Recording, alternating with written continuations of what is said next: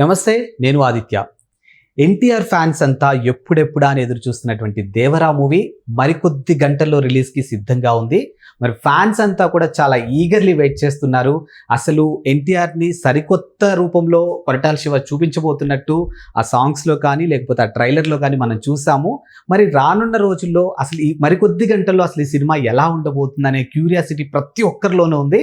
మరి వాళ్ళతో పాటు మాకు కూడా ఉంది కాబట్టి దీని గురించి కొంచెం తెలుసుకునే ప్రయత్నం చేద్దాం. సో ప్రస్తుతానికి మనతో పాటు స్టూడియోలో ఉన్నారు ప్రముఖ సినీ క్రిటిక్ యజ్ఞమూర్తి గారు. సార్ని అడిగి మరి విషయాలు తెలుసుకుందాం. సార్ నమస్కారం. సార్ నమస్తే ఆదిత్య. ట్రిపుల్ తర్వాత ఎన్టీఆర్ మూవీ ఏది రాలేదు. సో ఫ్యాన్స్ అంతా కూడా ఈగర్లీ వెయిటింగ్. అసలు మూవీ ఎలా ఉండబోతుంది ఏంటి అంటే ట్రైలర్లో చూసాం, సాంగ్లో చూసాము, ఆ లుక్ కూడా కొంచెం డిఫరెంట్గా ఉంది. The way of body language కానీ డైలాగ్ డెలివరీ కానీ everything is two different. So మరి యాజ్ ఎ సినీ క్రిటిక్గా మీరు చెప్పండి, అవన్నీ బేస్ చేసుకొని మరి కొద్ది గంటల్లో రిలీజ్ అవబోతున్నటువంటి ఈ మూవీ ఎలా ఉండబోతుంది అసలు? దేవరా. ఎస్. సో నిజంగా మీరు అంటున్నట్టు జూనియర్ ఎన్టీఆర్ ఫ్యాన్స్తో పాటు తెలుగు సినీ ప్రియులందరూ కూడా చాలా ఏగర్గా వెయిట్ చేస్తున్నటువంటి సినిమా. పైగా ఈ సంవత్సరం వస్తున్నటువంటి మూడో పెద్ద సినిమా, భారీ బడ్జెట్ సినిమా. అలాగే క్రేజ్ పరంగా చూసుకున్నా కూడా మూడో సినిమా చెప్పాలి. గుంటూరు కారం, కల్కి తర్వాత వస్తున్నటువంటి క్రేజీ ఫిలిం ఈ సంవత్సరం 2024లో. సో అందు గురించి పైగా ఏంటంటే ఆల్మోస్ట్ 6 years తర్వాత జూనియర్ ఎన్టీఆర్ సోలో హీరోగా వస్తున్నటువంటి సినిమా.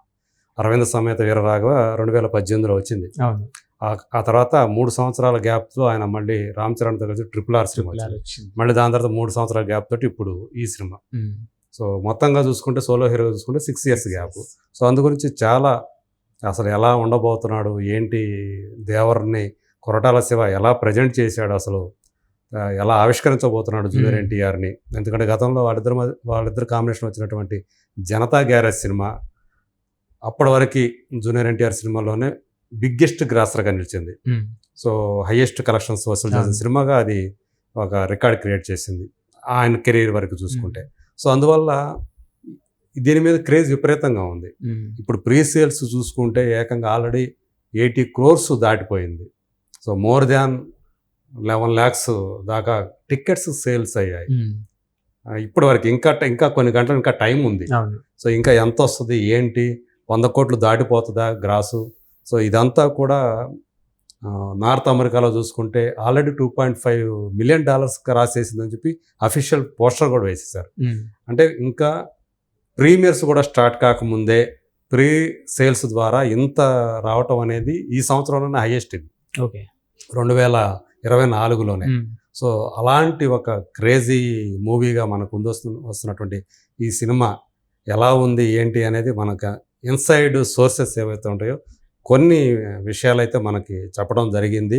సో ఖచ్చితంగా తండ్రి కొడుకులుగా జూనియర్ ఎన్టీఆర్ని 2 భిన్నమైనటువంటి షేడ్స్లో ప్రజెంట్ చేస్తున్నాడు అని చెప్పేసి మనకు అందుతున్నటువంటి సమాచారం. మనం ట్రైలర్లో చూస్తే కొంతవరకు మనకి అర్థమైనట్టుగా ఉంది. కానీ ఏదైతే కొడుకు క్యారెక్టర్ ఏదైతే చూపించారో దాంట్లో ఒక పిరికివాడిగా చూపించారు.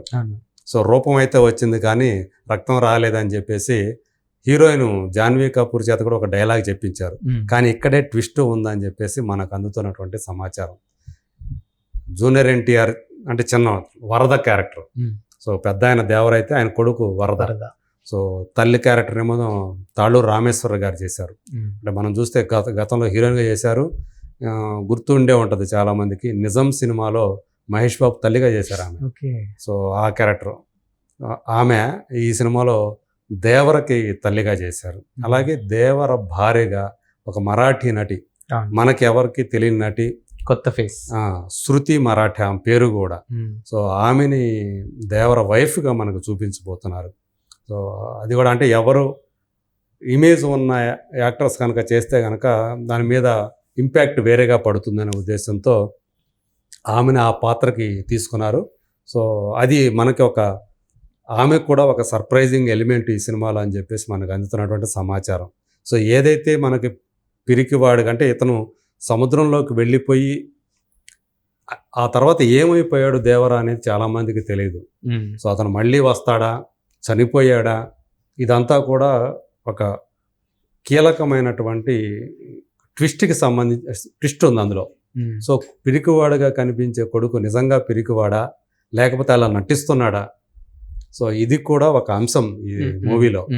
సో దేవరలాగా తర్వాత ఎవరైతే వస్తారో అతను నిజానికి దేవర కాదని అక్కడ ఒక ట్విస్ట్ ఉందని చెప్పి కూడా మనకి తెలుస్తూ ఉంది. సో దీంతో ఇతను అంటే వరద క్యారెక్టర్ సంబంధించినటువంటి ట్విస్ట్ ఏదైతే ఉందో అది సినిమాలో చాలా కీలకమైనటువంటి సందర్భంలో ఆ ట్విస్ట్ వస్తుందనేది మనకి అందుతున్నటువంటి సమాచారం. సో అది ఈ సినిమా మొత్తాన్ని కూడా ఈ ఫేట్ ఏదైతే ఉందో సినిమా బ్లాక్ బస్టర్ అవటానికి అత్యంత కీలకంగా మారుతుంది మలుపు అనేది మనకి తెలుస్తూ ఉంది.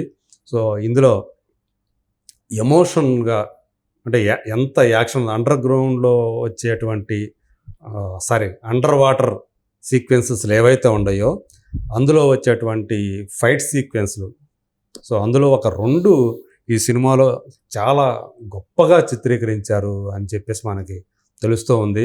సో ఇప్పటివరకు మనం తెలుగు సినిమాలో కూడా చూడనటువంటి అండర్ వాటర్ యాక్షన్ సీక్వెన్స్లు ఏవైతే ఉన్నాయో అవి ఒక పెద్ద హైలైట్ అవుతాయి అనేది మనకు అందుతున్నటువంటి సమాచారం. వీటిని కంపోజ్ చేసింది fight master King Solomon. So మనం ఆల్రెడీ మాస్టర్ ఇంటర్వ్యూ కూడా చేసాం.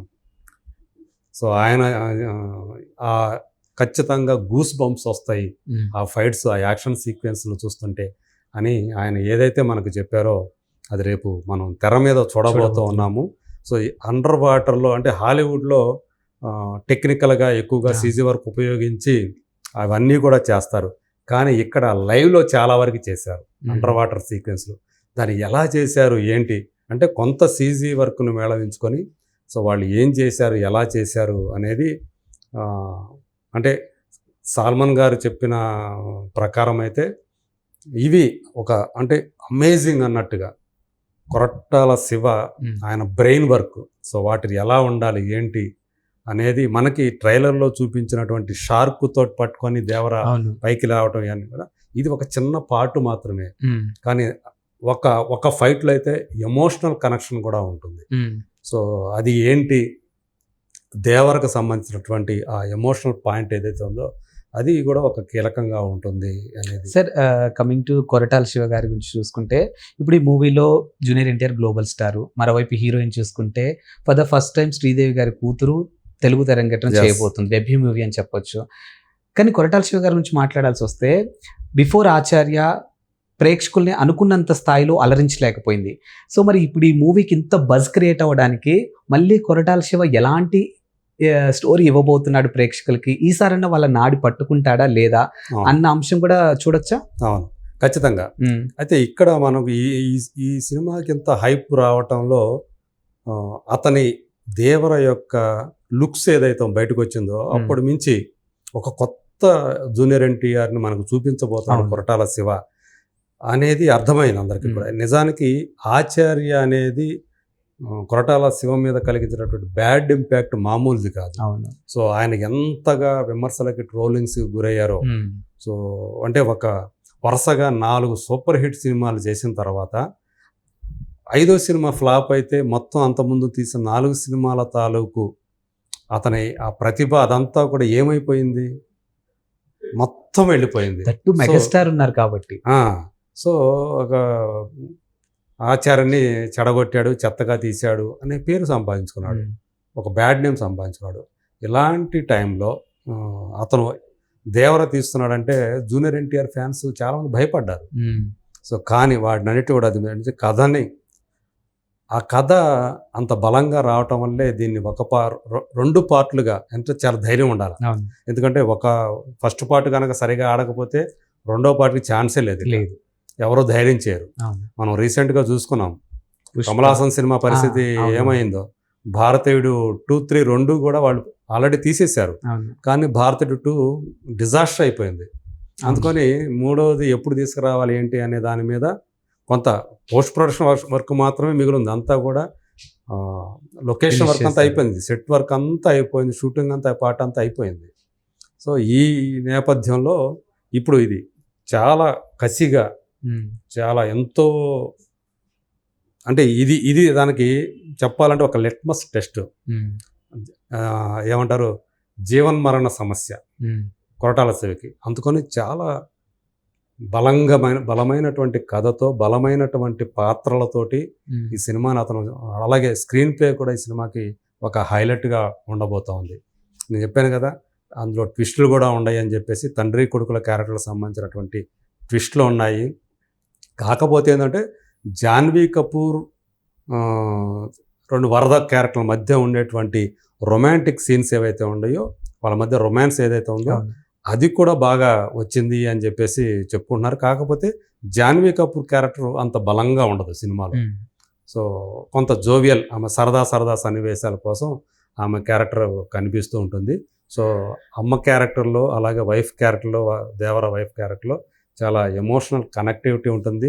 సయీఫ్ అలీ ఖాన్ సో విలన్గా, వీళ్ళిద్దరూ కూడా, వాళ్ళిద్దరి మధ్య వచ్చే కాన్ఫ్లిక్ట్ ఏదైతే ఉంటుందో దేవరకి అలాగే అతనికి భైరా, సో ఇద్దరి మధ్య ఉండే కాన్ఫ్లిక్ట్, సో వాళ్ళ అది ఆ తర్వాత తరానికి కూడా ఎలా, నెక్స్ట్ తరానికి కూడా ఎలా ట్రాన్స్ఫర్ అవుతుంది. సో వరద ఏం చేస్తాడు, తన